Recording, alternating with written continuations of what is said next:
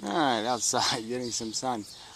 Response video to the Modern Mystic. So the V3 thing guy, I really didn't understand the video much. I mean, the argument much. I mean, some sort of power crap. I don't even think he's really right about the Marxist critique, in the sense that, look, like, you made a video about statistics, and I had pointed out in an earlier video where you used a statistic that was a little bit misleading. That 10% of the people are in the top 1% at one time in their life, without pointing out that the top 1% has a bottom salary of $380,000, which most people would be surprised to learn it's that low.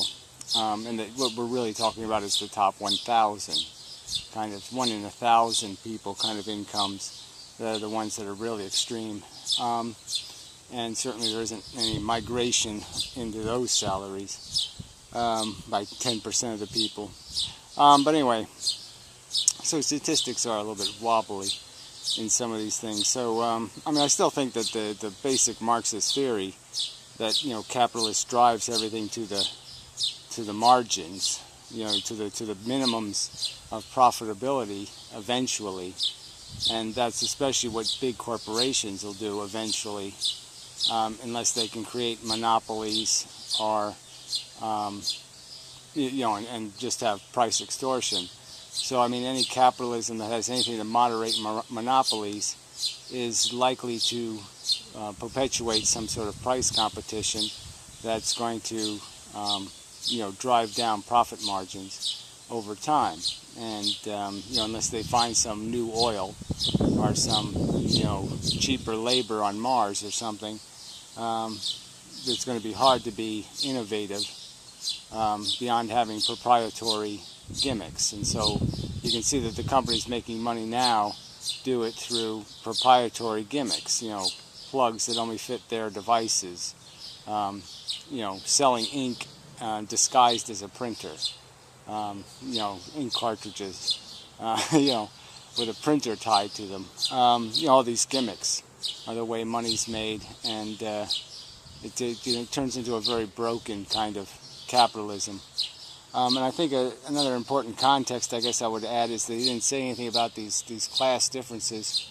And I guess I'd almost make the argument that we're almost back to that, Henry Ford argument, that you have to have people that are making enough money to buy your product.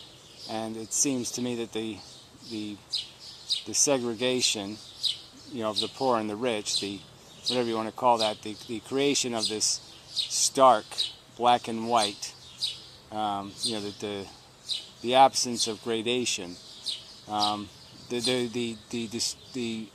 reduction in gradation of status, is really destructive to what capitalism feeds on, in terms of having anybody to finance investment.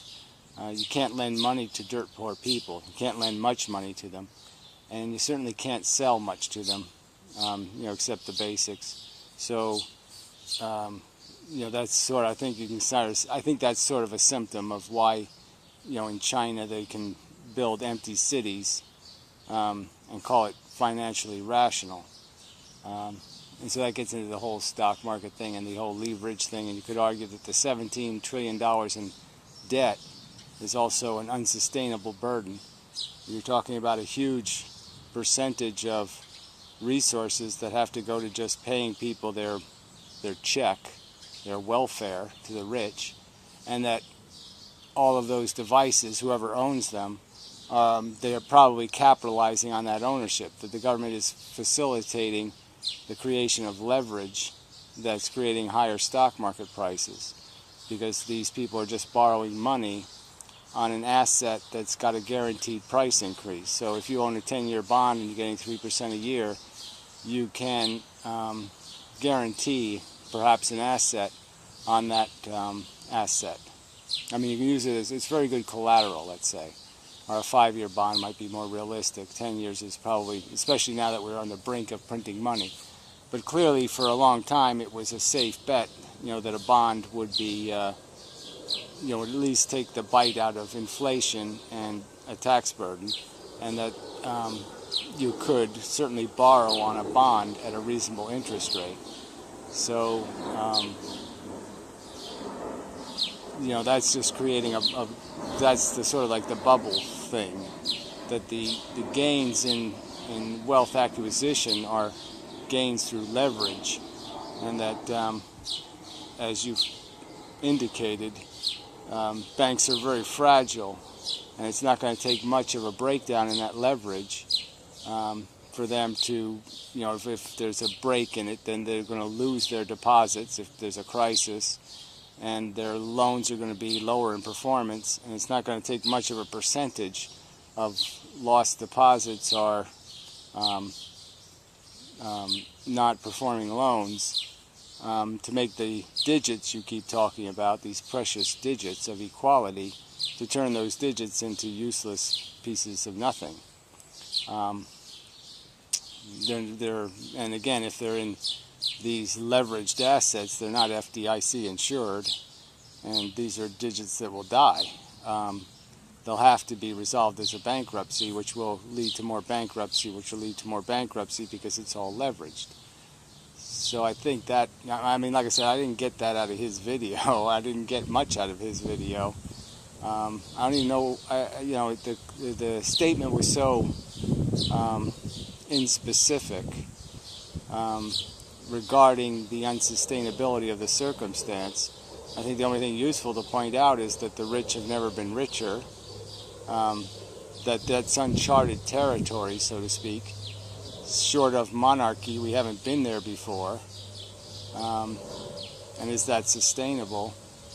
Even if it's not politically unsustainable, is it financially unsustainable, that you just now have created a feudal economic environment where there will be no money to be made, and interest rates will be zero because there is no there's no economy anymore.